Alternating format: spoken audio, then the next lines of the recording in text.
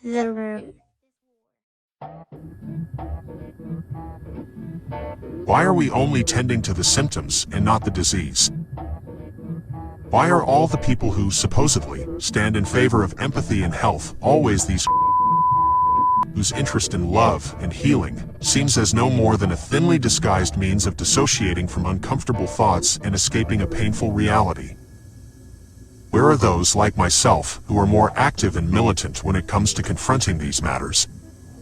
Where are those who understand that healing this society will require us to go beyond the reactive and seek prevention?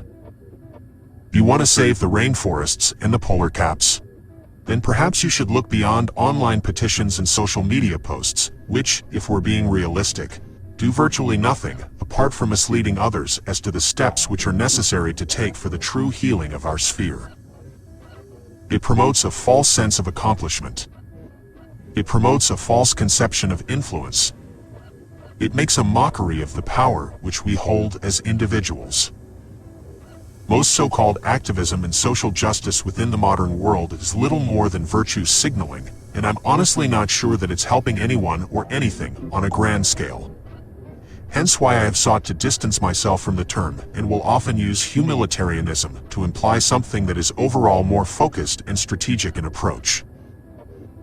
Note that I am not saying to abandon these traditional bases altogether, although it hardly makes sense to guard the jewelry while the main entrance is open wide and lacking suitable defense.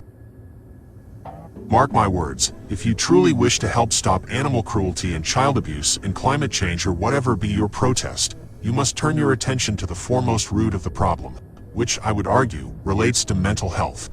Although you must know that I use this term to refer to more than just psychiatry and prescription meds and whatever else society envisions when hearing the term. We should instead be focused on getting emotional intelligence normalized within our society and having it upheld by our leaders, who must make it their priority to keep us in touch with ourselves. Healthier people make healthier decisions.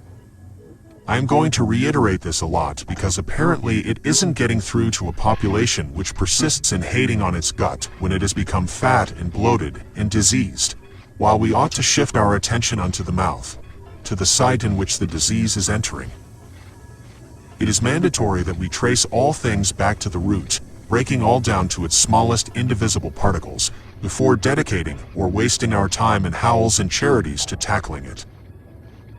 Then will we see that nearly all problems that we face have a common point of origin. Consider it within the context of illness, since while illness is often frightening, disorienting, and can easily leave us feeling overwhelmed and powerless, especially when our intent is to overcome the ordeal, it is often the case that a single deficiency is associated with dozens of symptoms, and by tackling that deficiency, a seemingly disproportionate amount of issues will clear right up.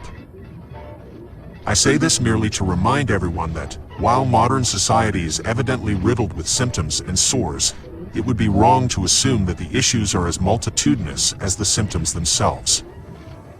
Some of the greatest changes in nature will require only the slightest behavioral shifts on our part. And if enough individuals commit themselves over a long enough period of time and with enough aggression, then I have no doubt that the plates will fall into place. Though it surely won't come as easily as asking nicely, and I ain't in the business of forcing anything upon others, not only as it undermines the agency of the individual, which is something whereof I care deeply and seek to uplift in all my dealings, but also because the use of force benefits no one in the end, creating for perverse and unnatural outcomes in psychology. Think of it as forcing medicine into the mouth of a child. It is liable to end in spit and shit and wailing fits, and doesn't actually change the way that the child approaches the matter of its well-being. Rather, it creates for negative associations, which are liable to develop into grudges and neurotic complexes that are to be taken out on those who will one day come to rely on our guidance. We must not normalize cruelty, deprivation, and suffering in our thoughts and our behaviors. Cruelty doesn't work. It never did work, and it never will work. Yea, there are those among us whose idea of success is akin to wealth and obeisance, and I expect that they would have otherwise to say about the worth of force, though I am not so shallow as to rate peace by decibels and deference, opting to base my understanding of the health and success of the human population on its actual psychospiritual dimensions in the long term, and I can confidently tell you that cruelty has never bred health.